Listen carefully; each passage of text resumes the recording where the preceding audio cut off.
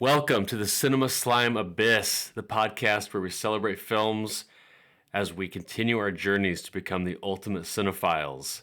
I'm Ren, one of your hosts, and as always, I'm joined by my brother-in-law, Scott.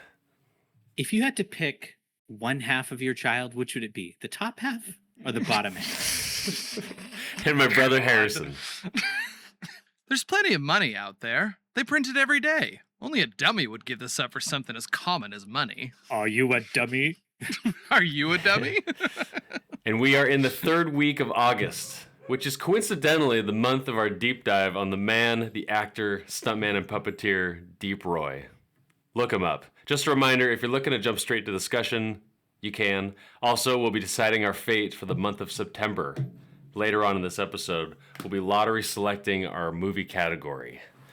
But first, today we're heading into Roald Dahl's imagination to revisit Tim Burton's 2005 film, Charlie and the Chocolate Factory. The world is a business, Mr. Beale.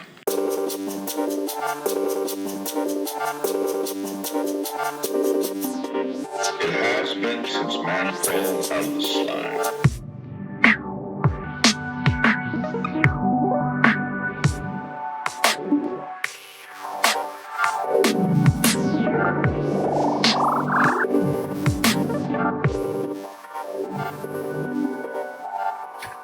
So I get home. I'm super.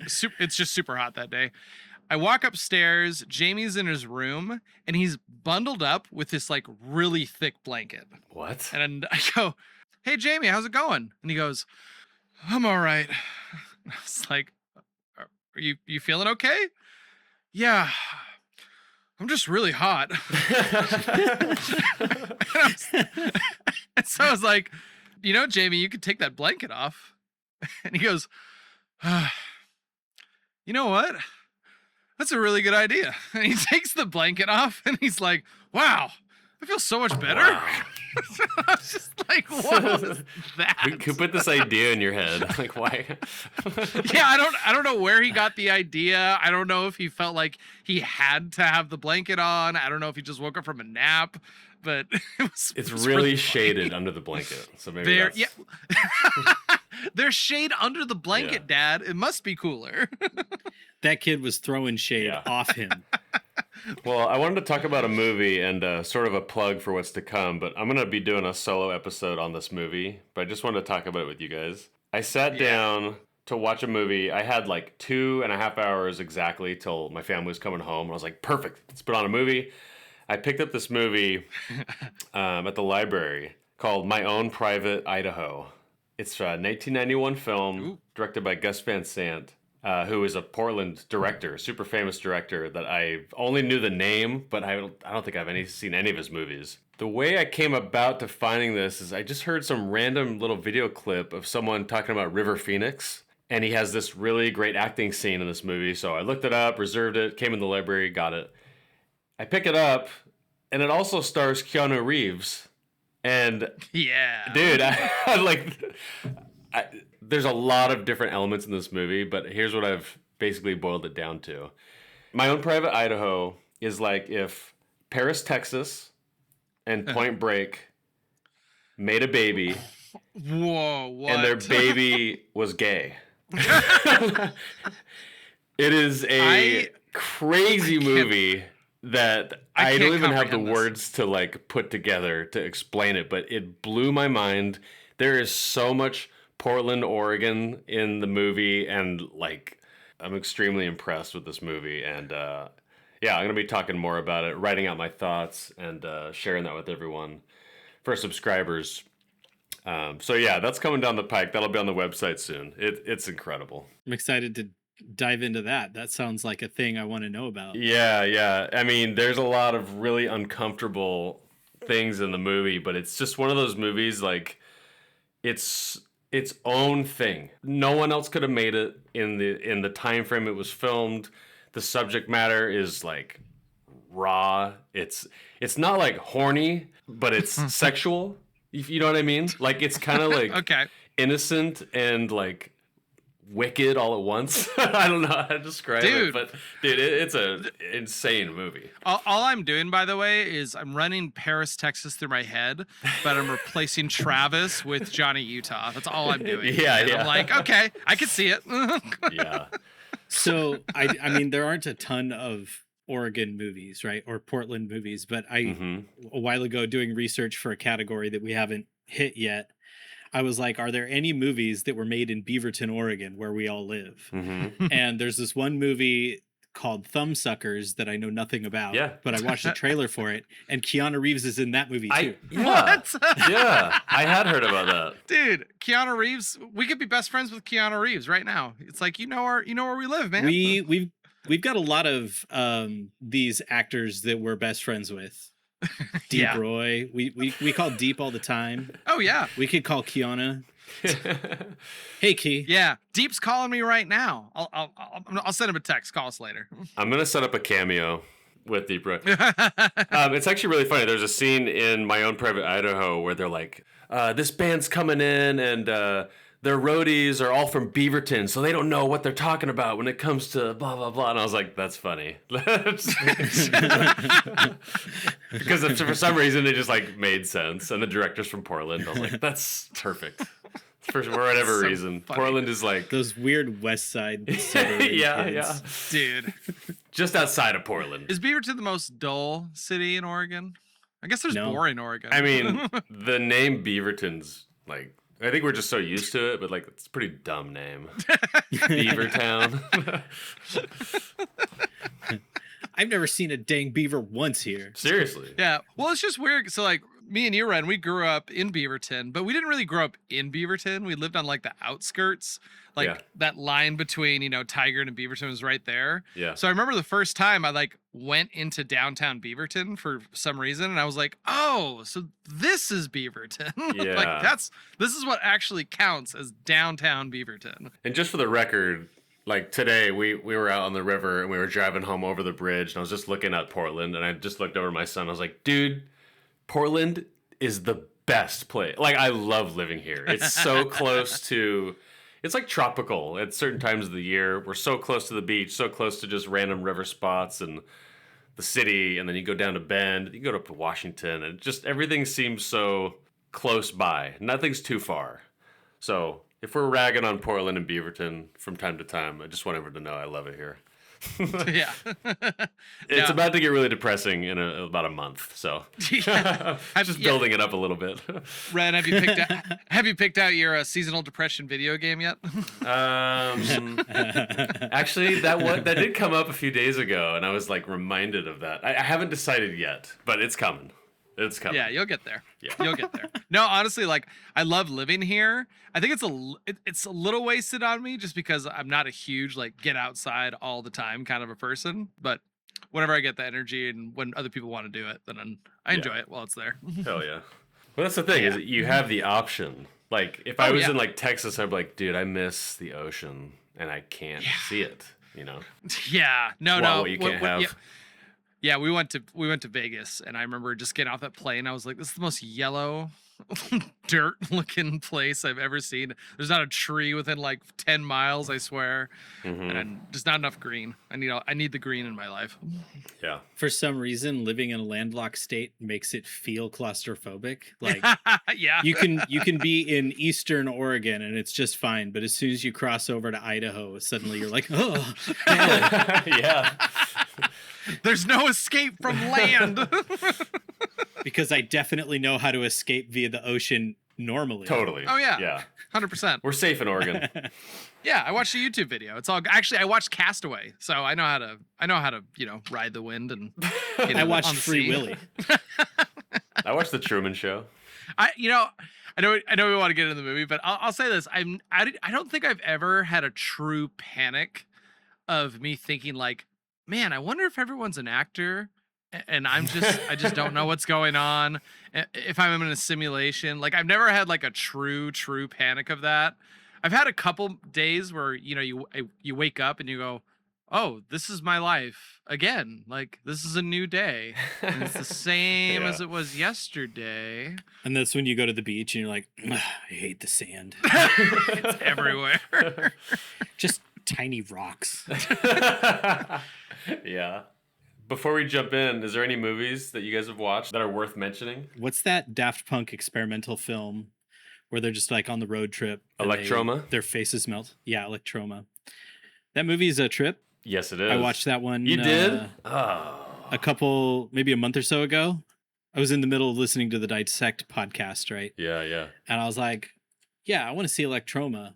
And I popped it on, and me and Hawkins and Dodger watched it, and we were all like, what is this? That is a crazy I kind of movie. loved it. Yeah. And there's just like some of the funny things about it is like, so there's like no talking in it. And it's just the Daft Punk robots trying to be human, and everyone in town are robots pretending to be human. And so there's like a wedding, and there's just like dressed up in like wedding gowns, and they're like wearing the Daft Punk helmets and gloves and stuff. And so awesome. now anytime somebody's like a community thing, or that like picnic in the park, I just imagine them, the little Totally. baby in the stroller wearing the little Yeah. like Gimon helmet. Dude, Thomas, I can't say his name in his proper tongue, but Thomas Bangalter, Thomas Bangalter. Yeah. He has been on a heater right now. Like, he's like doing Criterion Dude. Collection like videos. He's like talking about Daft Punk in hindsight. I'm like, I never thought. I just like assumed he was actually a robot. And he's talking about his career now in hindsight. It's unbelievably cool. And I'm just I excited. think it's funny how chatty he is. Yeah, totally. And he's a genius. He's like totally like blah blah blah blah blah blah. Let me just ask you about your thing. Oh, that's so funny. I love this. It's like, tell me more about that. I'm like, you didn't talk for 30 years. And I found this video, and he's just talking about his love of cinematography and like how many all these old French films that he's seen, and like and his intentionality from the very beginning with Daft Punk. It makes so much sense. Like, in hindsight, I'm like, dude, like, that's why it worked. That's why it's amazing. It's timeless. He like cracked the code like pretty early in the Daft Punk discography of it all. Anyways, I'm still obsessed with everything they did. That's awesome. I love it. Yeah. No, I don't know what it is, but when it comes to music artists, like if they retire or if I haven't heard anything about them in a while, I just assume they're all dead. So like, so like whatever, like even literally you just said like, yeah, I just listened to an interview by him. I'm like, oh, he's not dead. Like, Yeah, no, he's still alive. Yeah. I don't know what it is. Like, I saw an ad for like a Def Leppard concert, and I was like, no way. Like, Yeah. it's all. No way. Yeah. It's all like AI holograms. They can't be alive. That was like 500 years ago, or whatever. Totally. It was at least 3 years ago. Exactly. Yeah. All right, cool. Let's get into this banger of a film, guys. Let's do it. All right.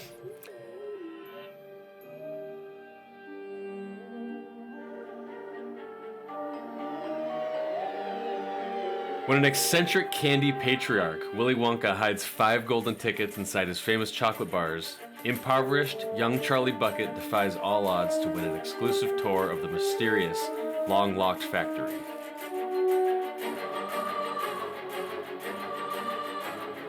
Guided by Wonka and surrounded by 4 notoriously spoiled children, Charlie ventures into a bizarre wonderland of chocolate rivers, musical Oompa Loompas, and surreal confectionery hazards.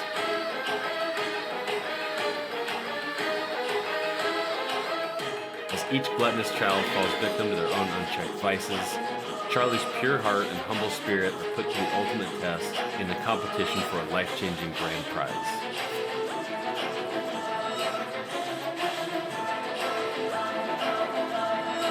This is Tim Burton's 2005 film, Charlie and the Chocolate Factory.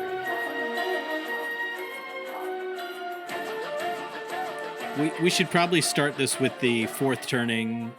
Yeah, let's just break into it right now, please. Right now. That's gonna set the foundation going forward to explain this movie. Yeah. No, I've got a lot to say about this movie, but I have nothing fourth turning related to say about this movie. So you have Well, then nothing we to might say as- about the movie. Yeah, we might as well just turn the podcast off. That's the only reason people listen is the fourth turning dialogue. I agree. Dude, I'm glad you've come to this realization finally. Yeah. Here, I'll start us out real quick though. I will say, I think it's incredible that from the very second this movie started, I was like, this is Tim Burton. Like, it was like, I couldn't believe how instantaneous it was. Just as soon as the music dropped, I was just like, okay, so this is Tim and the Burton. spindly machines. Yeah, and the spindly machines and all that stuff. But like when the music was going, I was like, this sounds like an orchestra where Tim Burton went. And he was like, okay, I need everyone to make a noise with their instrument that the instrument wasn't meant to be made. Like it's not supposed to make that noise, but I want that noise. That's how that whole intro started. And just my experience watching this film, I was just wide-eyed the whole time because I watched this when it first. No, this isn't my first time. I watched it all the way back when it came out. And I was in middle. I think I was in middle. Yeah, I was in middle school, or I just started high school. I was watching it, and all these lines were popping up, and I was like, "That's where that stupid quote came from that everyone said in high school." Like there was so many lines in this movie that I was like, I remember my friends saying that all the time. And I forgot that shine, Earth says hello. Yes, everyone said that one. Or when Willy Wonka turns to one of the adults and goes, "You're weird." I just remember other people at school saying that to me all the freaking time. And so it was just like, whoa, it was like a rush back to, like I said, either late middle school or early high school. But no, overall, like, yeah, this was definitely an experience watching this movie. It was pretty intense. Yeah. Not intense, but a little wonky. I'm a little older than you, Harrison, and so this movie was like my mid to late high school years. Oh, you poor thing. everyone quoted it because I was in the theater choir crowd. I have a mostly dislike, but don't hate this movie. Like everything Tim Burton is not my jam of weird, but also I like Tim Burton.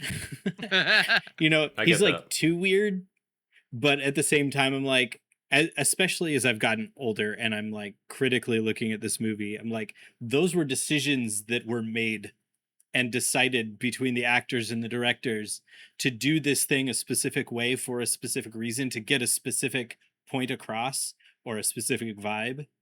And so watching it this time, I was like, all right, I think I understand it a lot more, and I'm much less critical of the movie itself because I think they pulled off exactly what they were trying to do. And we'll go over my beefs with it, but I also want to talk about like actually how good this movie was in a lot of ways. Like I was surprised at how like the production value was pretty high, how hard they committed to certain decisions about the Bucket family or the main character kids or the art direction and stuff.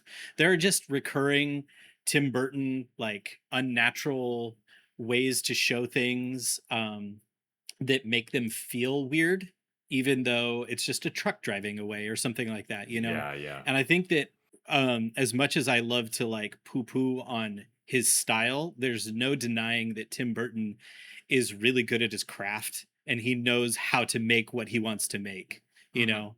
And this is one of those weird movies that like CG made it better. And the fact that it was CG made it good. Like practical effects would have not made this movie any better or worse, you know?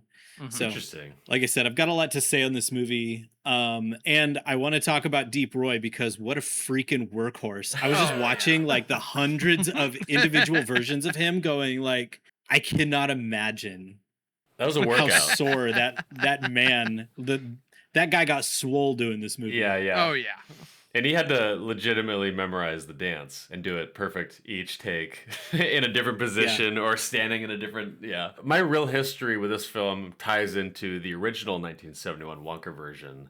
I'm actually curious how many times I've seen that version because it's just from the beginning of time, I've known what that movie is.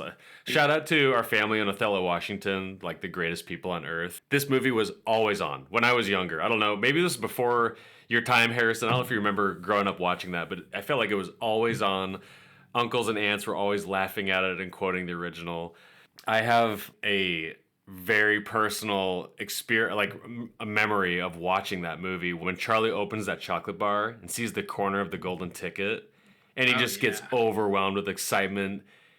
Dude, I would just daydream about winning contests like for another 20 years of my life. Like, it was awesome. super formative.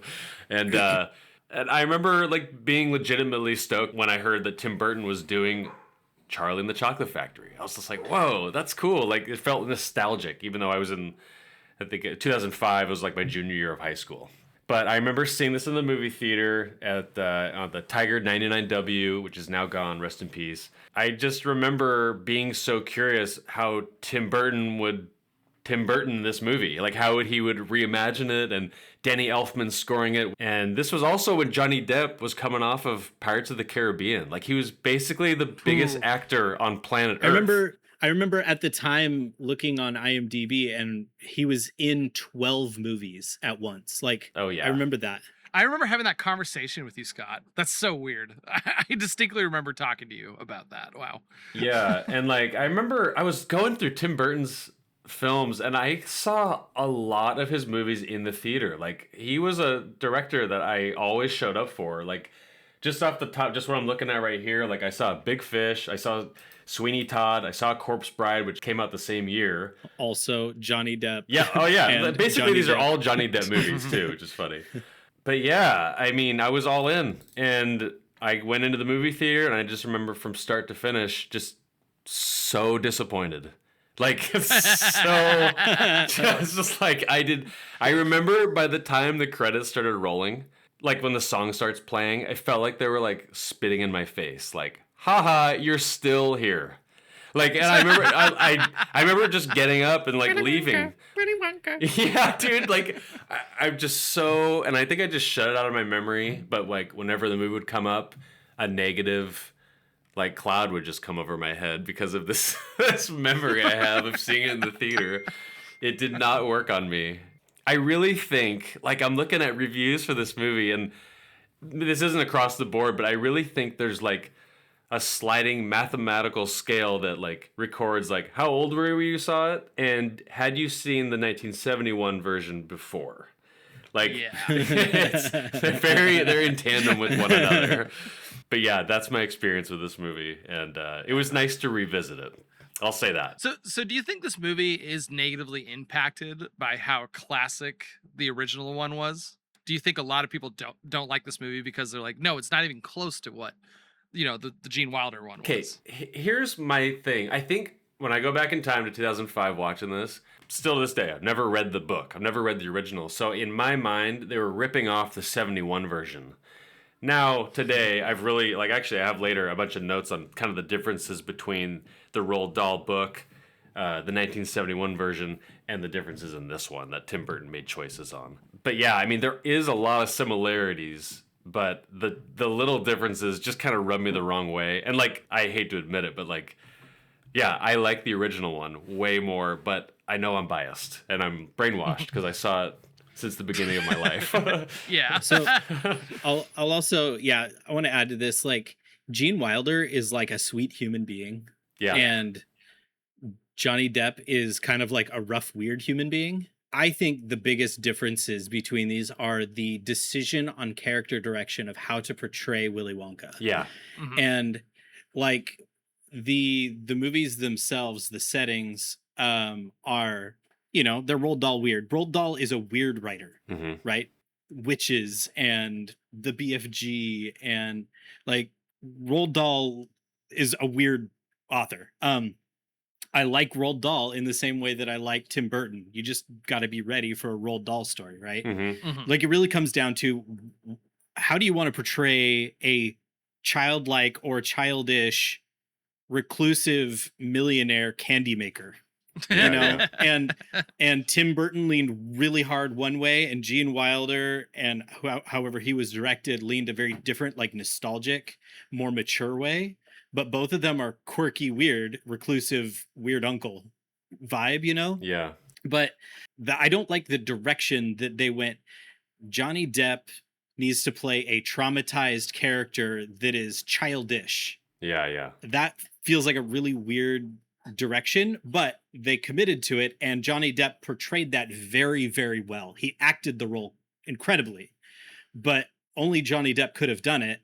and only under Tim Burton's direction. Yeah. Mhm. And Gene Wilder, I think the nostalgia, like just the face, like when he's singing the like, you know, the Paradise song, you know, when they open up the doors and it's Yeah. do do do do Yeah, do, you know, yeah. and stuff, and they walk in there. That song is freaking magical. Yeah. Oh And yeah. Gene Wilder's like just kind of like his wistful looks off into the distance as he's like, come live in my world that's not real, that's candy and stuff like that. Like he does such a good job portraying that, but he's also like weird, you know? So Mhm. I don't know. I like both versions a lot. I like the older one more, but mostly because Johnny Depp and Tim Burton's interpretation of a childish instead of childlike or nostalgic and messed up, like capital T trauma character is really weird, especially with his like perfect baby teeth Yeah, yeah, yeah. and like Yeah. white makeup and stuff like that. See, for me, the biggest difference between the original and this one is I feel like I'm not saying this is a negative, but I feel like they kind of took the warmth that was in the original one and replaced it with kind of like a cold kind of vibe when it comes to the factory and Willy Wonka himself. Because, like you said, Scott, I feel like Johnny Depp is portraying more of a traumatized type of chocolatier, you know, and we're learning a lot more about his past and we're learning about kind of the rough things that he went through. Mhm. And I feel like that really it took that warmth and replaced it with a cold kind of setting. Like, what was it? You were saying that the original one is kind of like, hey, come live in my world and I'm going to show you how great it is in here, kind of my fantasy. And I feel like this one, the 2005 version, I feel like it was like, hey, come on this journey with me and we're going to discover who Willy Wonka is and why he is the way he is. Yeah. And it's just really different. Like even just that opening scene with the, you know, with the really Tim Burton type music, like it's very like mechanical. It's very robots are making this chocolate, lots of steel. It's snowing outside. There's not really like any wackiness going on in terms of the outside of the factory. Yeah, it's a totally different vibe, and I'm not saying that's a bad thing, but it is very different.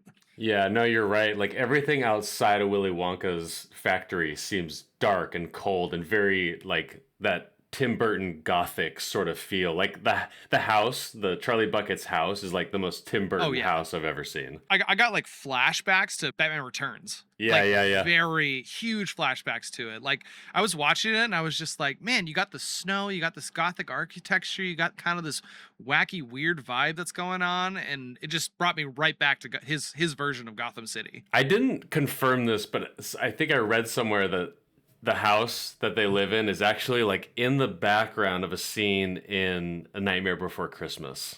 I don't know if that's true. I'll have to confirm it, but I was like, that's so Burton. Yeah. No, I wouldn't be shocked. And I'll tell you, actually, my favorite set piece in this whole movie is their house. I love Yeah. I loved how sad and depressing it is. There's literally holes in their ceiling. Yeah. Like Charlie goes up to go to bed. He's got his like 4 chocolate bar wrappers taped to his wall, and there's just no roof above his head. I'm like, that's so sad. And I loved like you could see like the weight of the door, like when he walks out of the house or in the house, the door like falls open. Yeah. Because it's so slanted. Yeah. That whole set piece was a masterpiece to me. I love how optimistic and positive they all are, and like they're not really like down in the dumps. They're just like broke as hell and like so destitute and old and crusty, and they're just like, oh, it'll be okay. And I don't know, I love that they still have hope. Well, yeah, I love that line from the narrator. Like it's like going over their lives and how broke they are, how rough it is. Mm-hmm. And then the narrator says something like, Charlie Bucket was the luckiest kid alive, he just doesn't know it yet. And I was just, I don't know, that just gave me like a lot of hope. Just like, oh, okay, everything's gonna be all right. Or like it's amazing how people in such rough situations can still hold on to hope and still be good people. That's awesome. You just talked about you just brought up the entire theme of this movie. Let's do it. And why I think that this movie and this story has been retold at all. Yeah. Like now it's 3 times, right? Yep. I guess 4 if we want to count Snowpiercer.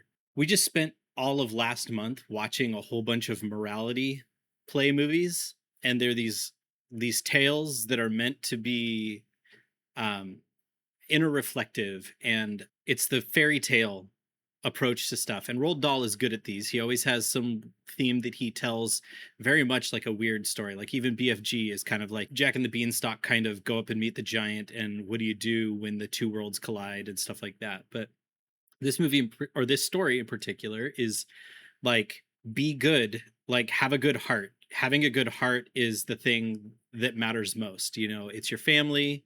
In this particular case, you know, it's like, well, I would never take the chocolate factory if I had to leave my family behind. But it's also, you can't be rotten to the core. You can't have your vice. You have to have temperament or temperance in it. And in whatever thing you're doing, you can't be Mike TV and just think everyone sucks and like you're too smart for everybody. You can't be like Veruca Salt and demand what you get from your parents. And so this movie is very not subtle in that, like, the bad rotten kids get killed and then the good kids get what they deserve, which is, you know, it's the Santa Claus thing. Like, Yeah. I think that that's a really interesting way to tell this story because it's not subtle at all. And I don't think that this movie would work very well as like a general, it's not like Hamlet that you can adapt to a bunch of different scenarios. You can't tell Lion King and the Northman with this, you know. Yeah. This is like, you create a scenario with a reclusive person who tests you, and they filter out the bad people by killing them, and then in the end the good kid wins. And this is like a morality tale for kids, and it's what every kid wants. I want candy, I want to win the contest, I want my family to be there, I want to be recognized, I want to see the cool inventions, all that stuff.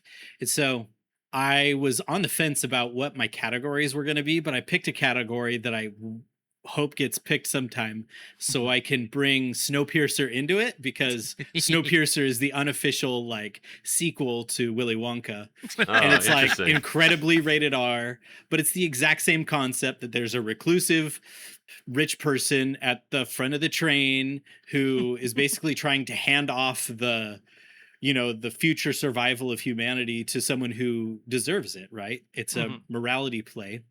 And so there's all the mirror characters that get murdered off. Yep.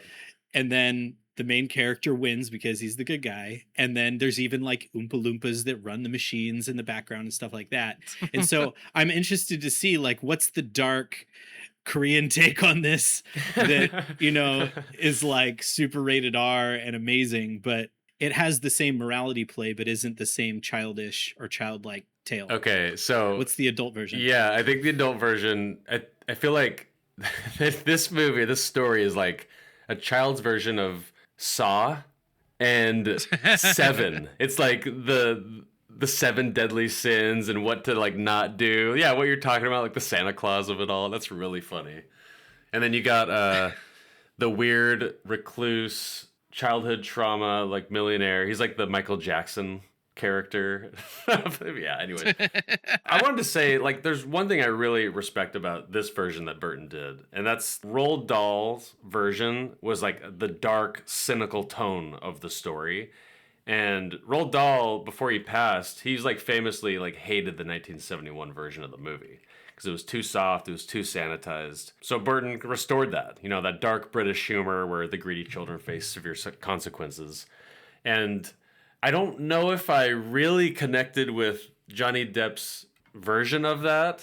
There's some lines in the movie where I'm just like, what? Is that supposed to be funny? Like, I don't know. It had a weird delivery for me. It's supposed to be Johnny Deppy. Yeah, Very Johnny Deppy. I don't fully connect with it, but I do respect that choice that he did in the movie. Right.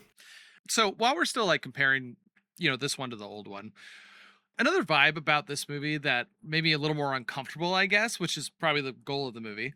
I feel like when the kids in this movie, when they kind of had their, you know, ultimate punishment, you know, when, you know, Violet turns into a blueberry and when the rich kid falls down the hole and everything, it felt a lot more, I wouldn't say intentional, but like, for example, I feel like in the old one, it was more like Wonka was more like nonchalant about it. And he was like, yeah, whatever happens to you, you know, it's your own fault.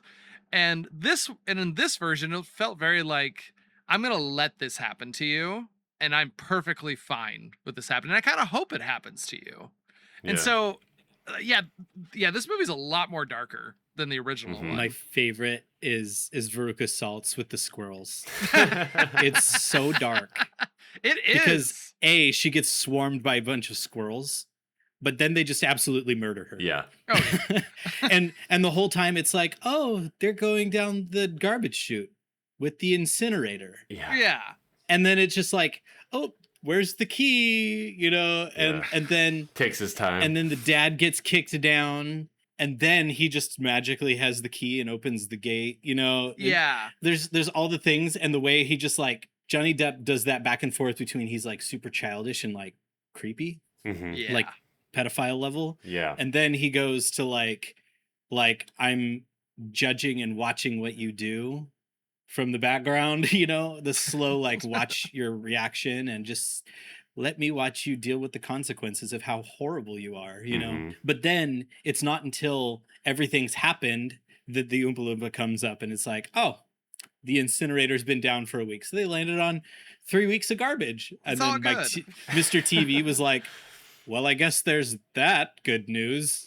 You know, and you're like, well, I think what also adds to those scenes is, especially when it comes to Veruca Salt scene when she gets thrown down the hole, her dad is just standing there in front of a gate that maybe comes up like halfway to his waist, and I'm like, you could just step over that, you know, like you don't have to wait for Wonka to actually open the gate.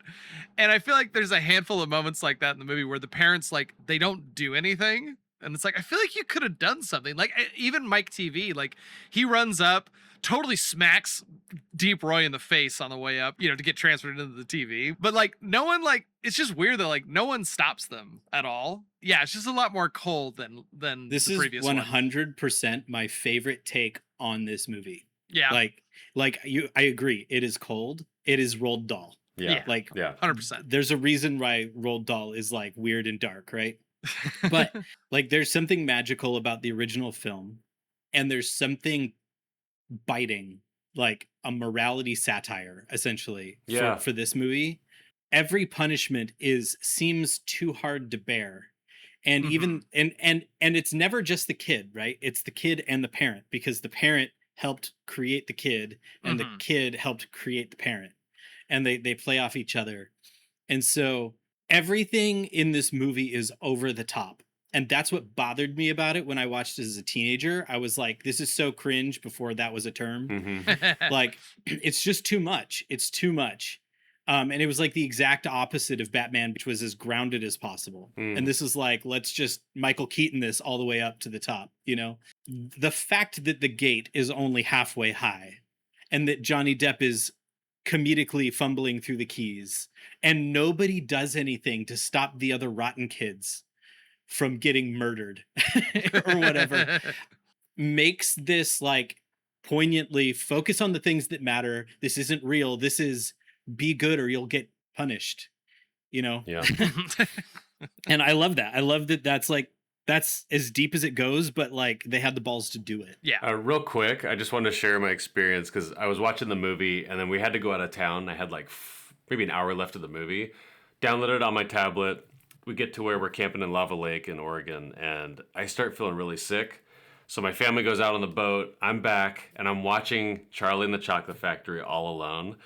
The squirrel scene comes up, and there was probably 40 to 50 of these chipmunks running around our camp and like eating all the like crumbs and food and stuff. And I was like watching all these squirrels. I was like, this is so weird. Yeah, it was Oh my god. a very unique experience watching it. I just wanted to share that. That's all I Yeah. have. What was it? No, those squirrels, all the close-up shots of them sorting the nuts, those are actual real life squirrels. Yeah. That they trained to do it, which I was just like, I don't even know how you even do that. And They're like, specially trained. like They get I the know, whole but like, walnut out. but like, who do you call? Like, I don't know. That seems like a hard Google search, you know? Like, Yeah. I'll bet you Deep Roy knew. you know what? Deep Roy knew. I bet He's been Deep in Roy everything.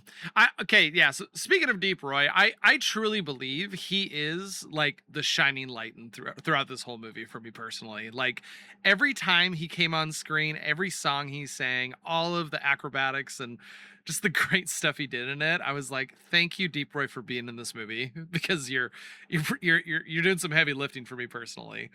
I don't know, just like all of his outfits and his hair just like blew my mind. Like all this like red latex and his hair's all slicked back, and So I thought it was pretty we've awesome. watched a couple of stuff with Deep Roy in it now, and we're starting to get a picture of who Deep Roy might be as a human being. Mhm. Tell me what you guys think of this guy. Like, here's my hot take. It's probably not that hot. It's probably just Lukewarm. Tepid even. he seems like one of the genuinely funniest, hardworking people that ever lived. And the guy seems to have like the thickest skin ever. We were just Yeah. watching on the channel like Bobo the monkey from Going Bananas in 1987. Like this guy was born, he's 4'4" as a grown human. So his entire life has been being different and short and being from the Middle East somewhere, Nairobi? I don't something, know. I don't know. Something like that. His name is Gurdeep, not Deep, actually. It's Gurdeep. I'm just gonna pretend you And- never said that. Go on.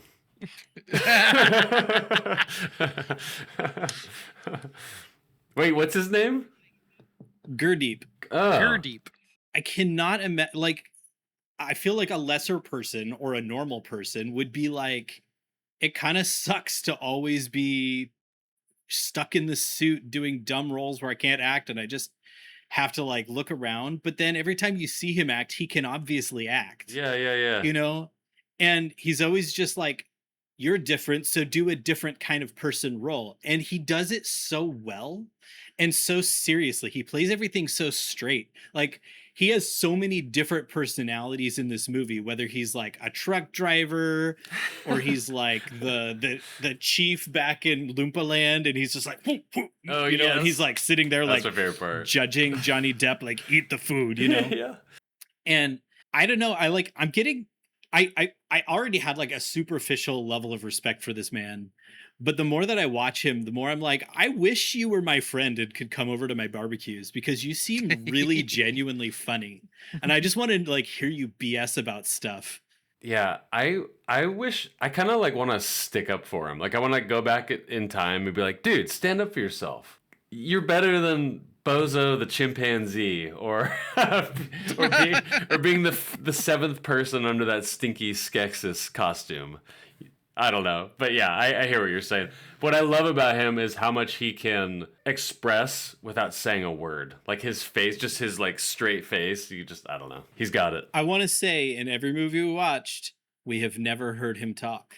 That's true. Yes. Even the narrator at the end, that's not his voice. That's this dude who I want to talk about, who's just kind of like a legend in film. Oh, who is it? Vincent Price, or who is the narrator? No. Okay. I'm No, thinking I'll of pull it Edward up. Scissorhands. I will say my favorite Oompa Loompa in this whole thing was the therapist Oompa Loompa. Yeah. I don't know. I just loved his like nods Yeah. and his look up, and he was like, "Yeah, you know, I get you, Willy Wonka." I don't know. It just really tickled me. Here, let me really quickly. I got Yeah. him. His name is Jeffrey Holder. He was born in 1930. Okay. He was born in Port of Spain, Trinidad. So he's a dancer, choreographer, and actor. And you pull him up on IMDb, you're like, oh, I've seen this guy. Really intense, ripped, like African-American dude. And he's just like incredibly talented, has a really cool voice. And I'm like, this movie has a lot of ethnic stuff in it without being an ethnic movie. There's Indians and Deep Roy is such a important part of it and stuff. But it's like a British story, you know? Mm-hmm. But I don't know. I appreciate how diverse this movie is without the point being diversity. Like it just is, and it works. And his voice is incredible. It's very Tim Burton. It's weird. Like it's deep and like round. And I don't know. It's one of those, like, he was cast well, and he passed away not too long after this movie, only about 10 years after this movie came out. Interesting. Well, back to what I was kind of mentioning earlier, but I just assumed this one was ripping off the 1971 version, so I have all the differences here. So I'll kind of go through these. Okay, so what Tim Burton got right, which was faithful to the book. Burton used Roald Dahl's exact rhyming poems from the book for the musical numbers. I don't know how they did that. That's pretty crazy. Just to keep all the lyrics the same way, and then he added a different approach to each song. So for each kid, like the disco music was for Violet, the hair metal was for Mike TV, then there's like 30s Broadway for Augustus, and the 1960s pop for Veruca Salt. Yeah, that's insane. I just assumed it was all rewritten. And that does make me like it a little bit more because I don't love the lyrics. Augustus Gloop. Yeah. Really big fat nincompoop. Okay, the 1971 movie used golden geese because CGI did not exist. Burton restored the book sequence where Veruca Salt tries to steal a trained squirrel, which deems her a bad nut and tosses her down the chute. I like that they kept that. Prince Pondicherry's Palace, which is included in the famous book where Wonka builds an Indian prince a palace made of chocolate which melts in the sun. That makes sense because I didn't know why that was in there. That would have been kind of a weird liberty for Burton to add in there if that wasn't from the book. The most rich person thing ever. Yeah, totally. Well, I love that the palace melts and then afterwards he's like, "Can you build me another one?" And it's like, what? Yeah. Like, But he couldn't because he was so busy. Yeah. it's tough. Charlie Bucket's dad is alive. In the 1971 version, Charlie's father was written out. I don't know why they did that, but Burton kept him alive and working at the toothpaste factory. Okay, so liberties that Tim Burton did take. So the book gives Wonka no origin story. Burton invented Wonka's estranged father, the strict dentist played by Christopher Lee, the great Christopher Lee. Freaking love that man. Yeah, he's good. He's really good in this movie. Kind of creepy. I just want to, I don't know. So Christopher Lee kind of has a Max von Schneider kind of vibe to it. And when I saw him in this movie, I was kind of like, what are you doing in this movie? Like, I don't know. It feels not beneath him, but it's like, I feel like you had other stuff going on, but you decided to be in this movie. So go you. Yeah, if he didn't have the Tim Burton connection, I agree. But yeah, he's in a few other Burton movies. I was like, okay. Gotcha. He's also, I think, I want to say, like, it's so important that he was the dad because he's so serious. Oh yeah. He's so over the top too. It's like, how do you find the person that is simultaneously unreal but is the most grounded for this story? And Christopher Lee is that. And it's just, he could play the dentist that you believe would make his house disappear to say, I won't be back. I won't be here when you get back. And you're like, I get it. Yeah, 100% get. No, yeah, and just to be clear, I think he absolutely slayed this role. Like, I absolutely loved him in this movie. He's another shining moment in this movie for me. Okay, so in the 2005 version, Charlie initially wants to trade his golden ticket for money to feed his family. In the book, Charlie never even considers giving it up. I will say I like that addition, that liberty taken, because it sets up Charlie Bucket's morality to be pointed towards the right things. Yeah. And then he gets a reward not expecting anything, which is much better than I'm selfishly holding on to this and I just so happen to win a chocolate factory out of it. He goes, no, this is literally the most important thing to me. And I'm told, no, you should do it for you, even though I don't feel like I have permission to do it because it's not the right thing to do. So other people gave him that morality because he had the stronger morality, which was to serve his family rather than be selfish. Yeah. This is kind of interesting, but in the book, Wonka gives Charlie the factory at the end with 0 conditions, but Burton created a conflict where Wonka forces Charlie to abandon his family to take the offer, causing Charlie to reject it until Wonka reconciles with his own father. There's kind of that weird, awkward part at the end of the movie where I remember being in the theater and be like, wait, what? Like, what's that? But yeah, then it all fixes itself. Here's my take on this is the minute they introduced the background story for Wonka and his father, they needed a way to resolve that. And that whole conflict, I think, was added specifically so they could resolve Willy Wonka's childish trauma stuff. Yeah. In the book, Grandpa Joe was just an enthusiastic storyteller, reminiscing about Wonka's famous candy. He never worked at the factory. But obviously in the movie, he was like a former employee who lost his job when Wonka fired everybody. Just one little difference. Are you one of the despicable? Yeah. No. Okay, elements lifted or echoed from the 1971 movie. This is where I was surprised. I thought it was going to be a longer list. There's really only like 2 or 3 things, but really it comes down to the Slugworth character in the book in the 1971 version. Burton used that same dramatic framing to explain why the factory closed its gates. Yeah. And then the glass elevator, for whatever reason, I just didn't love the glass. I like the 71 version better. It just goes up and then it kind of ends with that. This one, it was almost too elaborate for me. It felt a little much. But again, I'm like picking nits like crazy. Like I'm being completely unfair to this movie. I understand that. So, the sequel to this book is called The Glass Elevator, The Great Glass Elevator, or something like that. So it's kind of like an important it's an important thing that they lifted from a future story, that's how they can travel around and do funny things in later books. Mm-hmm. It's magical, guys. It's whimsical. Yeah. Yeah. And then last thing, this is just kind of obvious, but in the book, Mike TV is obsessed with 1950s violent TV Western films. But Burton had to update it, and he made him addicted to video games, modern tech, and updating the kids' vices. Yeah, I did like Mike TV's die. Yeah. that legitimately got a laugh out of me. I thought that was hilarious. Yeah, I love the way that the different parents reacted to their kids. So like Violet Beauregard, they're just sitting there, and her that actress is so good. Oh, she killed the creepy eyes. Yeah. So she's just sitting there like, yeah, she's got a look. That was so good. And then Veruca Salt's parents were just like caved. Oh yeah, I'm drunk and I can't deal with how demanding you are. And then Mike TV's parents were like just harried and like run raw by being like middle class, which I thought was great. They were like in a 60s middle class house.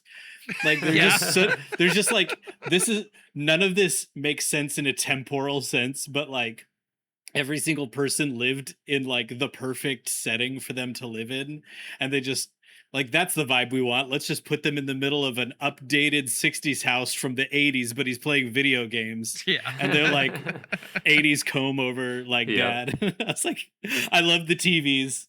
The kid and the parents, all three of them did just a great job at their roles. Yeah.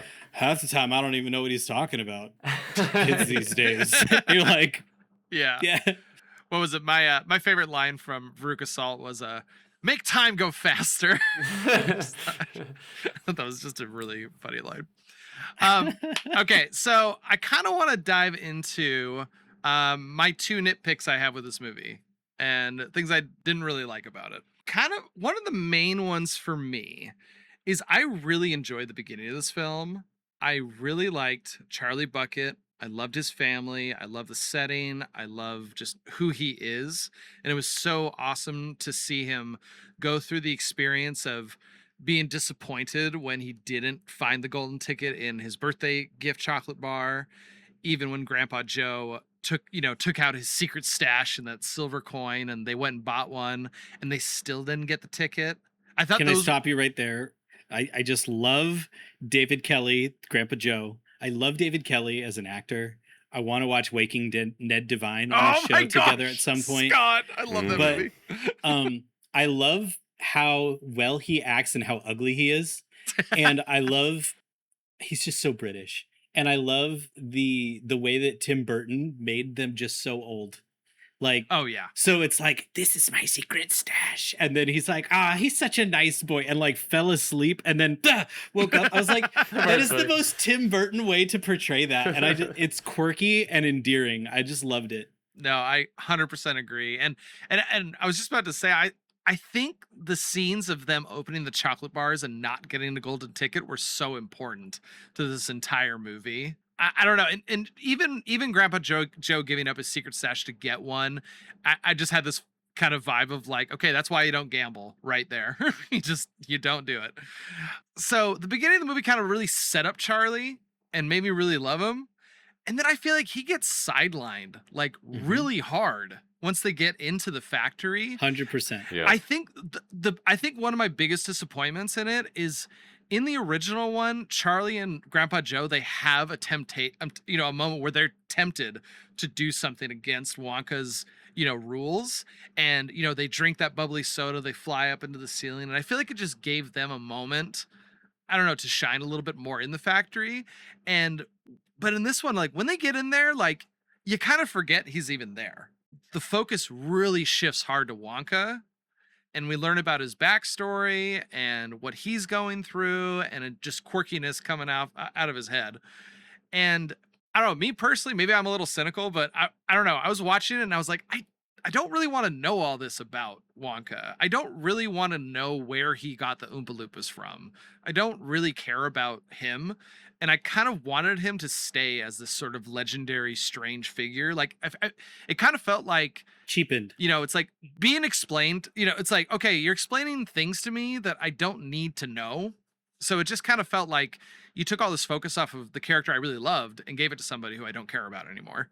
I think you're right on about that, because like I 100% agree. Yeah, like when it doesn't really make me want to like root for Charlie to win, because it focuses so much on Willy Wonka's backstory and not so much. I don't know. Maybe I'm off on that. I'll just say this: no one's more cynical about this movie than me. So, I mean, I think the thing is this. So at the end, when he wins the grand prize, in this movie, it felt very like, well, you're the last one, so I guess you win. Whereas in the original one, it had a little more, I don't know, maybe deserving. Maybe it felt a little more like, well, yeah, he's the natural choice because of who he is and the mindset that he has and the values he has. And yeah, in this movie, it just felt like, well, you're the last one, so I guess you get the factory.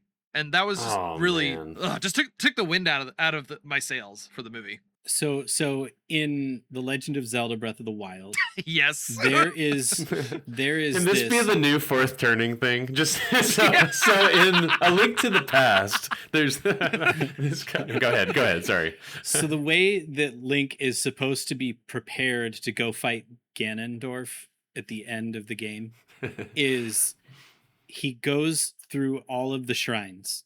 And he just basically, like, there's these arbitrary puzzles that he goes into that are set up by the Sheikah, and each one of them tests his courage or something like that. So it's a test of blah, blah, blah, blah. And you have to, like, build your skills until you, as the player, feel like you're ready to go take on the big bad guy, because you can take him on within the first, like, 3 minutes of the game as soon as you get off the Great Plateau. And there's a lot of people that are really bothered by the way that the story was told in that game because it was so passive. And it's very similar to what you were saying. And I think like the common thing is that, yes, Charlie was tested across all of the steps, but it's like the tests were handcrafted for each child. And Charlie didn't actually get a test. He just wasn't tempted because he was already good, right? Oh, you're right. And I kind of wonder if just that passivity is the thing that nails it, because I agree with everything you said, that in the original movie there's that whole scene where like Gene Wilder just goes off on them and you're you're like a crazy person, Recluse, not just quirky, like I don't know if you're insane or not, and we're at your mercy right now. We're in the top of your like castle or whatever, and you could do anything to us because you just literally killed the rest of the kids. And by bringing in Slugworth and having one final test, and it's like, ha, you win, you did a great job, Charlie, my boy, I think that absolutely is a thing missing because of the powerful, paced out, impactful, specific test for Charlie, that Charlie does win, even though he was tempted in that Green Knight sort of way. I think Charlie's test, or what it was supposed to be, was when Wonka goes back to his house and basically says like, hey, you can have my factory, but you have to leave your family behind. I think that was supposed to be his test, but the movie set it up so hard that there was no question as to whether he was going to take the factory or not. And I feel like in the original, and maybe in the book, like I feel like there was a moment where we as the audience go, I don't know what he's going to do. I don't know if Charlie's going to give into this temptation and leave his family behind so that he can live in this factory, a kid's absolute dream. As soon as he was like, oh, you have to leave your family behind, it was like, well, he's not going to do that. Like, why would he ever do that? And then the movie shifted hard off of Charlie to Willy Wonka even more.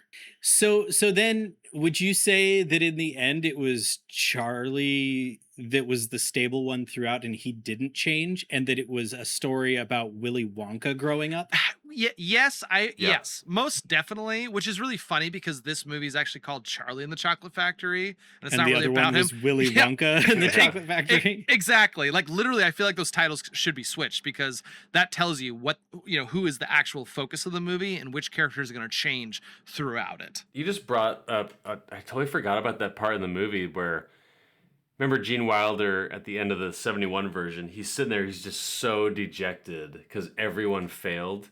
And then right before Charlie leaves the everlasting gobstopper, and just like you were talking about, Scott, he's just like, dude, you did it. Like, and I don't know, it's kind of like the lesson of like, you don't need to be perfect, but like, you did show me that you're loyal. You need to have the right heart. And you made the right choice, and you just earned it. I don't know. And then in this one, it's like, all right, everyone screwed up. You're the last one. Yeah, that's not, I don't like that. I don't love Harrison, that. this is really, really good. I freaking love that you brought that up because that's so poignant and it really does frame this movie so much better. Well, it's also a little strange to me because I talked about earlier how I felt like this movie it's way more cold than the original one. The original one was full of a lot of warmth, and when I was watching the beginning sequence of the chocolate being made, and by the way, like he uses like parachutes to like deliver the chocolate, and I was like, that is so that production value on that is Whimsy. terrible. But honestly, I was kind of waiting for a moment where I was like, I wonder if this is gonna, because I couldn't really remember it. I was like, I wonder if this story is gonna be like, hey, Wonka got really big. He now has to have this cold, depressing factory just to keep it with demand, and maybe that's why he wants to let the factory go because he's like, I lost my soul, making this chocolate, and it's not what I want it to be. It's not why I originally created this, and that really didn't factor at all in the movie. And I'm sure all this is definitely colored by the fact that I watched the original one and I really love that one. Yeah. I do kind of wish I could watch this movie and just completely forget the original one. I do too. Like just completely standalone. But I wish I could. I just don't think. Yeah, I can't do that. I'd love to talk to somebody who's never watched the original and just watched this one. My kids have never watched the original. You talk to them. Well, it seems like if they haven't seen the original, they're really high on this movie. Like I was like combing through all these like letterbox reviews, and it's like, I remember seeing this when I was 5 stars. or like first movie I ever watched. I love this movie. It's so funny. Get off my lawn. Yeah. But then when you go all the lower star reviews, it's like 71 versions better. So the second thing that kind of bothered me about this movie is, so not only does the focus of our character shift, but I feel like the humor and the style of humor in this movie, it kind of bounces all over the place. I feel like you had two kind of main categories. I feel like you had like the absurdity of everything, and I think a great example of that, and the moment that I realized what kind of movie this was when they walk up to the factory doors, it opens up and all those, those plastic dolls are singing the welcome song, and then they all get set on fire and like the eyeballs are like melting out of their heads. And you're just kind of sitting there like, this is uncomfortably funny and really bizarre and strange. Tim Burton. And then opposing to that, I felt like you had some really clever humor. Like, for example, like Wonka's dad being like, when you get back here, I won't be here. And his house literally being gone. Yeah. I laughed so hard at that. And then, like, there's a scene where they're whipping this cow. And it's like, well, yeah, that's how you get whipped cream. Because you have to whip the cow. Like, duh. Like, what else would it be? Oh, yeah. My favorite one of those was the shaving the pink sheep and going, I don't really want to talk about that. yeah, that. And then the other one that really got me was the puppet burn, the puppet hospital burn center. It's relatively new. Yeah, it's relatively new. And those moments really stood out. And I was like, I feel like this is clever humor that I really love. And, it could just be my style of it. But then it's like in this sea of just absurdity. And I don't know, it just felt very conflicting to me. Another high quality one has stood out a lot of years is when he's like, oh, Mr. Wonka, I'm also in the nut business. He hands him a business card and he just grabs it and throws it behind him and just doesn't even like. I was like, I love that scene. He just like not even slightly phased. He doesn't grab it, look at it. He just grabs it and throws it. And he's like still intently listening to him. Yeah. No, I agree. That part is amazing. But so yeah, just that really like strain of different types of humor and kind of the bouncing back and forth between them. I don't know. It just kind of rubbed me the wrong way for whatever reason. Hey Ren, I will say that my boy Hawkins, Mhm. when they did the Mike TV scene and suddenly the 2001 A Space Odyssey Yeah. monkeys scenes and stuff like that was all Hawkins was like, oh my gosh, the Dominoes became a chocolate bar. That's awesome. Like my boy's cultured enough to have like not only understood it, but dude. understood the impact of it and stuff. I was like, yes. So props. I gave it a 0.5 star higher rating just for that. I will say, okay, let's all go in and say our favorite Deep Roy scene. I will start. Okay. I loved when he's watching TV and they're all crowded around the TV, and then it just shows a scene of Deep just like leaning to try and like see the TV around them. He's like, I thought that was the freaking funniest thing I'd ever seen. I was like, it's so normal human to just be like, what's happening? Yeah. All right, yeah. Yeah, I already mentioned mine, but it's just the therapist scene. I just love his like I like just the his therapist nodding scene. Yeah. and a little just writing the notes and yeah, interesting. I don't know. that It's like, you're tickled me. good. And then he just like, Oh yeah. The nod afterwards, like yeah, I am. Okay, so I'll pick just the final shot in the movie where you just realize he's been narrating the movie the whole time. He's the It's pretty narrator the whole Yeah. Question about this constant mumbling joke. What is that? Oh. Is that funny? Like he didn't mumble at all. I know, I in don't the get movie. it. Okay, No, so he's just it's- sarcastic. It's not funny. I don't know. I found it really annoying. I think it's understandable for the type of character that Johnny Depp is, portraying as Willy Wonka, as this sort of eccentric billionaire who isn't socially skilled. Because basically, Mike TV says something, he doesn't like what he said, so he's like, "Why are you mumbling?" And it's very, very childish, and Yeah. it's one of those things where it's like, yes, it makes sense for the character that you're playing. It's still really annoying. Yeah. And it's one of those. It's really hard because it's like, I mean, that's the point, but I'm still annoyed watching this whenever he said that. Yeah. One more comment on that. So, Mike TV being all like grounded in science and stuff like that. You don't know anything about science. There's a difference between waves and particles. Duh. And Hawkins is over there like watching, like nodding. And then the movie finished, and Hawkins loves the movie. He loved the movie. Yeah. This is like the second or third time he's watched it. He's just like, he just loves the movie. And then he comes up to me later and he's like, how did Willy Wonka do blah, blah, blah, blah, blah, blah? It doesn't make sense that he did. I was like, oh, what's up, Mike TV? And he was like, Oh my gosh, I am one of those kids. That's funny. I wanted to ask, did you guys get like a Jim Carrey vibe with Johnny Yeah. Depp's Mumbler. portrayal? Yeah. Yeah, a little bit. Yeah, a little bit. There's definitely something there.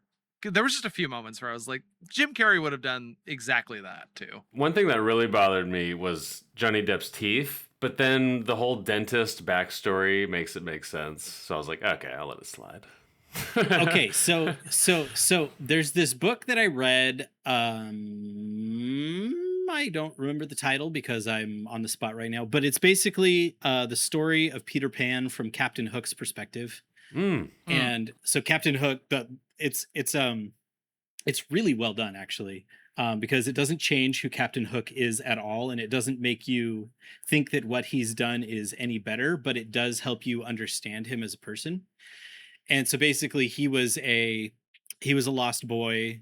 Peter Pan is kind of this like sadistic kid, like the original kind of Peter Pan portrayal from the book. And so Captain Hook is just trying to like go home, and he's like aware enough to grow up, but Peter Pan won't let him leave. And so it becomes this clash of just like, let me go home. And so it's like Peter Pan's fault that they're in this clash and stuff. But there's a lot of really great descriptions from Captain Hook's perspective about Peter Pan and the Lost Boys and stuff. And one of them that stood out to me, and I think about all the time, is like, Peter Pan has this like absolute like dead mischievous grin, and his he's been alive for thousands of years and he has all the wisdom of being alive for millennia, but at the same time he's still so childish and he's got those perfect baby teeth.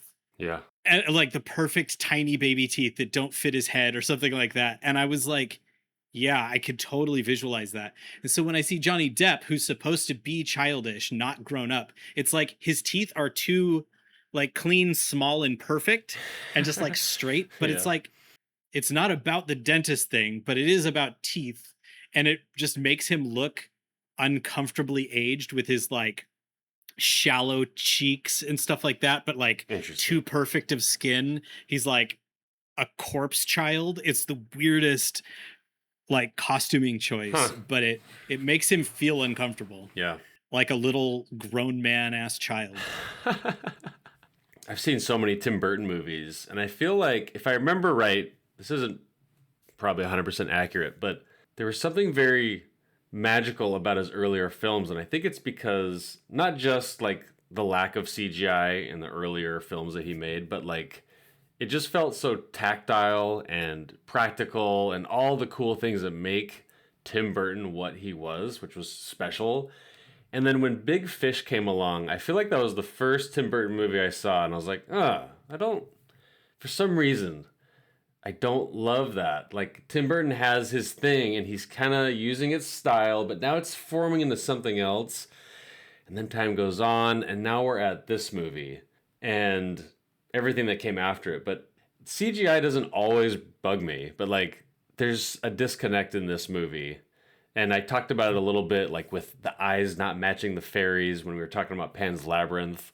And this pulls it off okay, but when it's Tim Burton, it kind of makes me sad. Like, I want him to just stick, just like, there's a clear delineation of like early Tim Burton and later Tim Burton. And I don't know where I'm going with this little comment. I just wanted to bring it up. Maybe you guys have something to add, but like, I miss the old stuff, sadly. But I love Deep Roy, but it feels blue screeny. And I just wish it looked better. What's crazy is that this movie had like $160 million budget or something, and like they really did all the sets inside the Wonka factory, the Chocolate River, and all that, and that's all cool. But I don't know. There's just something I can't put my finger on. Yeah. I'm just like, I don't love it. Okay, one thing I have to mention that we haven't brought up is the makeup on every character in the movie. Like, there's so many close-ups of faces. I'm thinking of Augustus Gloop, his face in particular. I'm just like, why are you wearing so much, like, eyeshadow? And he looks like a clown, basically, but every character has that. I don't know. I don't really get it. Yeah. I'm trying to digest it all still after all these years. I get you. Well, it's just that uncanny valley. You know, it's that feeling of something's not right, something's fake. You know, this isn't really what's being filmed, you know. I guess I get it. If I had a bottle of truth serum from Ming the Merciless, and just I could corner Tim Burton and be like, are you really proud of this movie? Like, did you really give it your all? Like, I've seen Ed Wood. I've seen Nightmare Before Christmas. I think, like, you make, like, Big Fish made me, it does, every time I watch it, I bawl like a freaking baby. Like, oh, yeah. You have put so much better product out there. Why? Like, what happened here? And then I'm trying to go down this road of that thought, and the same year, The Corpse Bride came out. They're both Johnny Depp movies. Maybe it was like a package deal. I don't know. Like, and then I'll look at like behind the scenes stuff, and it doesn't really seem like they're having a great time. I'm just curious. I want him to write his book and talk about this movie a little bit more. I've got questions. I get that. Yeah, so just a couple last little notes that I have on here. I love the line of what is it? The mom, she's like, how is my daughter supposed to compete after she turned into a big, blueberry? And Veruca Salt goes, you could put her in a county fair. So hard. I have to say this. It's not very nice, but I want to say. So Missy Pyle, the actress who plays the mom of Violet. Yeah. Dude, she looks crazy. Like, those eyebrows. She's like the crazy ex-wife in some other movie. I want to say it's The Parent Trap. The one with The Oh one my with, gosh, I think you're right. I think she's Is in Dennis that. Quaid. Yeah, Dennis I think Quaid. Is she Thank the you. alien in Mars Attacks? Hold on. Probably. I haven't seen that. God, I love But you so I wrote much. this down. I was like, she looks like Margot Robbie, but like the Sega Genesis version.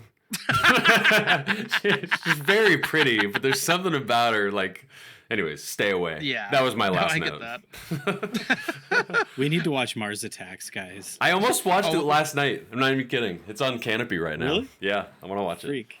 Never seen it though.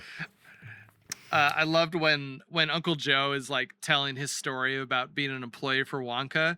He goes, "That was like 20 years ago, back when I was younger." And he goes And back he's, in like, time, old. and he's still just super old. I thought that was so funny. Yeah. I love that. And then I love just a cool little detail: the toothpaste factory that Charlie Bucket's dad works in. The toothpaste is called Smilex toothpaste, and that's a reference to the gas that the Joker puts out in Gotham in the Batman movie, which Tim Burton my directed. gosh. It's a so reference to dark. that, which is so cool because Joker, he would send out that that poison Oh, out to people in like yeah. household products. And so that was just a really cool little reference to it. That's awesome. I googled I googled freaking like love that. I know. I googled. I was like, "Is there a connection? Is there is this just a reference?" Because this feels so direct that I know somebody's come up with a conspiracy theory of like, guys, Charlie and the Chocolate Factory and Gotham, it's the same universe. You know? Yeah. What a movie, Lav. Man, That's funny. we've talked about Tim Burton a couple of times. Because he's just so iconic. But I want to like, man, can we do a deep dive without actually doing a deep dive? Yeah. Like I want to watch Beetlejuice, Edward Scissorhands, and like Sleepy Hollow. Big Fish, dude. Ooh. Big Fish. Like Big Fish. Yeah. That'd be a good one. Yeah, That'd be a good it's actually really interesting. Like I'm looking at all of his movies here, and you're kind of right. Like all of the stuff pre Big Fish, his big movies, Mm-hmm. were all absolute bangers, and they were all quirky and weird in some way. But then there's like a vibe shift, Yeah. I don't know what it is. I want to like corner him and just, give him an interview. and he also hasn't done a lot of big movies. Like he did Alice in Wonderland, the live action version. He did Sweeney Todd. He did Dumbo and Beetlejuice, Mm-hmm. Miss Peregrine's Home for Peculiar Children. But none of them are like huge, Yeah. I think they're big budget, but like not loved. Not his. Yeah. Not his. Yeah. I mean, and then Yeah, I there are get that. people who just take a shot at whatever I mean, that was me. Like, I'd give all of his movies a chance, but a lot of them have just been falling to the wayside as time goes on. Oh, you didn't mention Sleepy Hollow. That movie's cool. Sleepy Hollow is hands down my favorite movie he's made. Yeah. I haven't seen that in forever. It's long, pretty long cool. time. I'd watch that. Right now, my favorite Tim Burton is Ed Wood. That's a cool movie. I've never I've never seen Ed seen the Wood. Pee-wee movie either. I really want to watch that. Pee-wee's actually pretty great. I mean, you have to know that it's Pee-wee Herman. Yeah. And get over that. But as far as like the movie goes, like, it's actually pretty great for being it's like if you take Blippi and make it actually good, like that's what you get. Yeah. Blippi. Again, not a deep dive, but Tim Burton, he worked for Disney, right? Was he like an early animator for Disney? Yeah, he was early. I read that in Don Bluth's autobiography. That's right. Or autobiography. Yeah, he was an early Disney guy. Okay. And then wasn't there for very long. Huh. Very Don Bluthy. of Very him. Don Was he in a separate mutiny? I'm curious now. Let's go over our slimy scenes and our ratings. Harrison, why don't you go first? Okay. My slimy scene, I think it's which one is it gonna be? Don't take mine. Yeah, right. I think it's gonna be just when they walk up to the factory, the doors open, and that like whole puppeteer like Disneyland from Hell scene happens where Yeah. they're singing that song, and then one catches on fire, and the eyeballs melt out of their head, and just kind of really sets the tone of what it's gonna be like going into that factory. I think it's gonna end up being that one. Okay. My rating on this movie, man. Yeah, I'm just gonna say it. This is like a 1.5 for me. Like I really don't like this movie that much. Well, 1.5 does mean you don't like it very much. I know, I don't like it. Look, that 1.5 solely is gonna go to Charlie Bucket and his character, his acting did incredible, and it's also gonna go to Deep Roy. Really, I think he was like the shining star in this whole movie. 100%. And that's about it. Maybe I'll throw some at the humor too. There's some funny stuff in there, but yeah, overall, yeah, I'm not interested in watching this movie again. Okay, I'll go next. Yeah, you said it. The only thing I like about this movie is Deep Roy. And for my slimiest scene, it is hands down the scene. I forget what song it is, but it's like Deep Roy, but as Black Sabbath, and then he's the Beatles. And like he actually pulls those off. Like you said in the beginning, man, like Scott, like he's a great physical actor. He can just do whatever is asked of him. And then when he's in the like cocoa worshipping tribe, like in the middle of the forest, he just pulls everything off, and then next thing you see him, he's a very serious therapist. And like everything he does, he's the best part of the movie. The dialogue in this movie is I just don't get it. A lot of it I just couldn't connect with it. I couldn't tell if it was funny or if it was like sarcastic. I couldn't get down to the bottom of it. Weird choices. Again, I'm biased. If it weren't for the 2001 Space Odyssey reference, this would be a 1.5 stars. I'm going to give it a 2-star rating. So I think the slimiest scene for me is when Willy Wonka comes back and his dad's house is gone. I just think that was an incredible direction. I like just so literal, so over the top. And I mean, like, I don't even know how you think of doing that, let alone portray it so well in the most Tim Burton unnatural way possible. But like that happened in this world. And my rating is, I thought it was going to be lower than your guys, but I'm giving it a solid 3. And it's because I think that the underlying story has teeth. Yeah. Like I said, I'm really interested in seeing Snowpiercer, and I'm glad that Tim Burton went back to the darker tale. And I think that Deep Roy deeply impressed me. Mm-hmm. I think in isolation, nearly everything was perfect. And as a mess of a movie, it was a hodgepodge. Like, I love each individual person's characters paired with their parents. Yeah. I do not like Johnny Depp and Tim Burton's decision to portray Willy Wonka like that. I think that Johnny Depp did uncomfortably good job portraying that weird portrayal of him. Yeah. I also agree with what you said, Harrison. That this was a very tame against Charlie. Like, he didn't get tested the way everyone else did. And I think that does cheapen it, lessen the impact of him getting this magical thing. And in that regard, definitely Gene Wilder's version wins. Yeah. It's really hard not to see this movie in isolation, that it really is a derivative of the original story and stuff. So, yeah, I think there's a lot that has merit and it doesn't work together. And I mean, it's like the things that were good, I think, bring it up to a 3, and the things that were bad, which was pretty much everything else, just are okay. This might be our lowest rated film we've ever covered. Next collectively. To, yeah, like collectively. I mean, it's Probably either this or no. Okay, guys, you have to Magnolia. sit down. I was gonna say you have to sit down and watch Charlie and the Chocolate Factory or Magnolia or Safety Not Guaranteed. Those are your 3 choices. How dare you forget Quantum Cowboys? No, collectively. Yeah. If I had to pick one of those 3, I'd actually watch Charlie and the Chocolate Factory. Yeah, I think I'm not ready to say anything on that, you. but you might be right. I don't know. Okay, maybe Safety Not Guaranteed, but definitely not Magnolia. I think Magnolia is the worst. I gave that a serious thought just now because you asked it, and my serious thought of 3 seconds is I really don't think I'll ever watch Safety Guaranteed again. Yeah.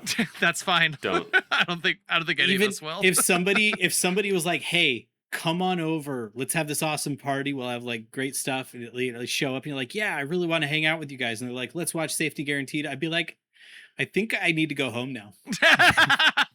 He's like, no, dude. There's a deeper meaning to him not having that ear. Just watch it again, dude. You missed it the Just one first more time. time. Okay, come on, Dude, I did not even remember the ear. That's how bad it was. Yeah, and you shouldn't. The only good thing about that movie is that it was on the Oregon coast. Yeah, That's it. And I can see that anytime I want. that's awesome. All right, well, let's do this. Let's do this. All right, Harrison, do your thing. Come on, tell us what it's all about. What are we doing? Once again, let's run it again. All right, for anyone who's joining us for the first time, what we're doing right now is each of us are going to be presenting two movie categories that's going to decide the rest of our future, at least for the next month. And we're each going to present two categories, put them in the pool. We're going to randomly pick one of them. There's also a seventh one, which is deep dive. If that one gets picked, we're all going to pick two actors, directors, producers, something along those lines. We're going to put those in the pool, and we're going to deep dive on one of those topics, kind of like what we're doing right now for Deep Roy. I'm excited for this. This is always a really fun time. I love it. And we're going to hit this, and then we all get to, we're all going to sign off, and we're all going to go brewing and getting on Letterboxd and going on AI and asking them what are the best movies for this topic, and so on and so forth. It's going to be fun. Yeah, I suggest we do one at a time and go around the horn, because I don't know what I don't know either of the categories. I just have a big list of potentials, so I want to feed off of what right, you guys I'll go are first. doing. Okay, I'll go all right, first. go Scotty. Let's go. Yeah, let's go Scott, me, Ren. Okay. Sequels. Ooh, I was thinking about this one, Scott. Sequels. And I don't really want to put rules on it. It has to be a sequel. Okay. That's it. Okay. Okay. I'm down for that. My first one is going to be machines and robots. Something along that category.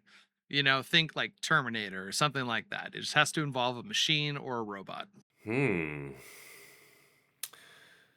Okay. Okay, for my first category, we're going to do... Oh, shit. Oh, man. Your whole fate, Ren. You're about to decide the next month of your life, potentially. What are you going to do?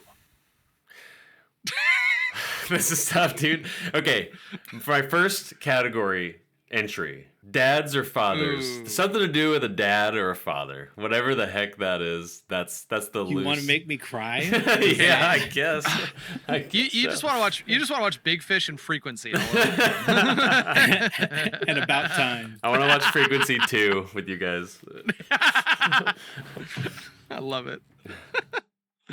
All right. Pick number 2 is Wife's Picks. All right. I want it to get picked someday. Wife's Picks. Okay. Okay. My second category is one we've done before, and I think it was fun last time, so I want to do it again. I'm gonna put down Cinema Slime Revisit. Oh, nice. So, okay, that takes one off for me. What that means, just for anyone listening for the first time, we have suggested a ton of movies on this podcast. We come with 15 movies and we walk away with 4 after we randomly select them. So that means there's a lot left behind. And what Cinema Slime Revisit is we're all gonna pour over our list from our previous lists. We're gonna pick 5 out of those. I think that'll be a good way to kind of catch the ones that we feel like are being left behind. And I have that list ready for you guys if it gets picked. Can we make it explicit that I can pick from your guys' list as well? Oh yeah, yeah. It's any movie. It's any movie that we've suggested, but we haven't actually watched yet. Okay. So Master and Commander, it's right there, guys. It's right there. It could happen. Sitting on my dresser right now, collecting dust. All right, so that's my second one. Okay. You're up, Ren. Oh, I thought I was third. Oh, no. You are third. Oh. Yes. Sorry, I blacked out. I'm just going over all these potential categories. All right, we're going to the Criterion Closet. We have to pick a movie that is only on the Criterion Library. It's going to be art house, weird, foreign, whatever the hell. I don't know. Old. Yeah, old, black and white. The possibilities are endless, and there are so many films on there that I haven't watched that I need to. Criterion list. That's a good one. I hadn't thought of that one before, man. It's gonna be good. All right, guys. Just as a quick run over, here's the categories that are in the pool. We have Cinema Slime Revisit, Machines and Robots, Sequels, Deep Dive, Dads and slash Fathers, Criterion Closet, and Wife's Picks. Okay, so we're gonna randomly pick out of one of those, and whatever it is what we're gonna be doing. Oh, okay? man. All right. Get it over with. Come on, man. Just tell us what we got. I got to start making curated lists all night. Let's do this.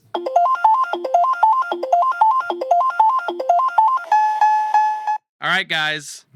You're going to have to reach for the tissue box because we're doing dads and fathers. Oh! All right. Awesome. Awesome. I can't wait to watch Paris, Texas again with you guys. It's going to be great. All over again. We've already watched all the good dad movies. No, we haven't. I found some other ones the other day that I'm like, dude, this is it. Oh, oh my God. I have a favorite movie of mine that falls in this category that is definitely going on my list. Oh, I'm excited. It's going to be good. It's called The Lion King. Yeah. No, actually, this is funny. The title of the movie is World's Greatest Dad.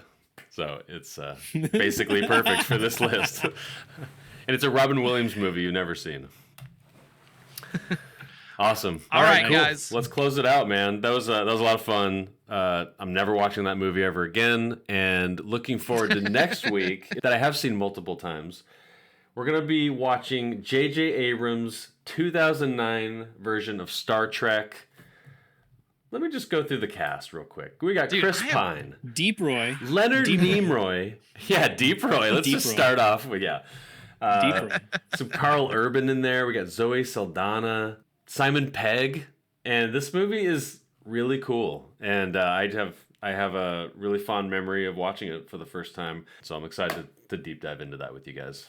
It'll be awesome. Me too. I'm actually I'm unreasonably hyped to watch this movie. Yeah. I don't know why, but it's gonna be great. Yeah, awesome. This will be the first time I've watched it knowing that the little bean-eating alien dude is Deep Roy. Yeah, same. I had no idea until this month. That's awesome. You can eat like a bean. Peace, love, and chocolate.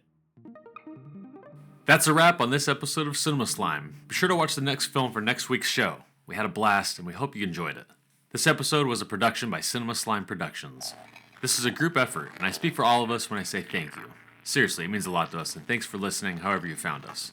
Help us grow, leave us a 5-star review, and it really helps if you comment and share it with another cinema lover. Our website, cinemaslime.com, is up and running. We're adding essays. All of the episodes can be accessed there. And for our Patreon members, you get every episode ad-free and early. Our social media pages are always active, posting fun stuff, movie-related videos, and other film rabbit holes that we're exploring. You can also show us support by using Buy Me a Coffee, and we'll give you a shout-out if you'd like. All of those links can be found in the episode notes. Love you!